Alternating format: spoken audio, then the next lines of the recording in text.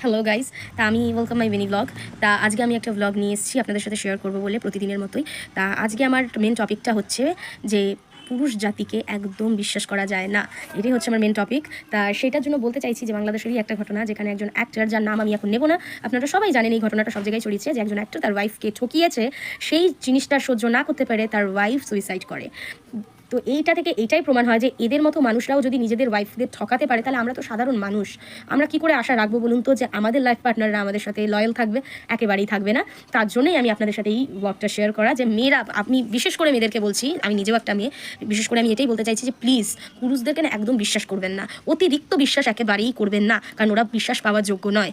আর মেয়েদেরকে নিজের পায়ে দাঁড়ানোটা কেন উচিত, এইটা কিন্তু একটা বিরাট প্রমাণ হয়ে দাঁড়িয়েছে আমাদের মেয়েদের লাইফে। আর এটা আমাদের মেয়েদের লাইফে খুব কমন একটা ব্যাপার, যে কোনো পুরুষই হোক, আমি সব পুরুষদের কথা বলছি না, কারণ সব পুরুষরা এটা করে না, কিছু কিছু পুরুষরা ভালোবাসতেও জানে, কিন্তু বেশিরভাগ অধিকাংশ পুরুষরাই কিন্তু এটা করে, যে মেয়েদেরকে ব্যবহার করে ছুঁড়ে ফেলে দেয় যখন তাদের দরকার হয়। যখন এমন একটা ফেজে ওরা আসে যে না, এই সময়টাতে এই মানুষটারই সাথ আমার দরকার, তখন কিন্তু আমরা মেয়েরা সেই মানুষটার সাথ দিয়ে তাদেরকে এগিয়ে নিয়ে যেতে সাহায্য করি। কিন্তু পরক্ষণে যখন তারা দেখতে পায় যে আমি নিজের পায়ে দাঁড়িয়ে গেছি, এখন আর তো এই মেয়েটাকে দরকার নেই, সেও তখনই এই আমাদেরকে ছুঁড়ে ফেলে দেয়। এটাই হচ্ছে বিরাট একটা বাস্তবতা, যেটা একদম তিতো সত্যি বলতে পারেন।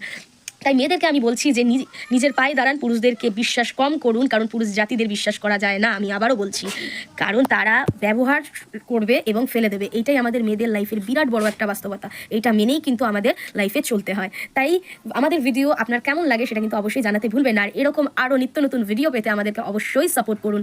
আজ এইটুকুই, রাখি।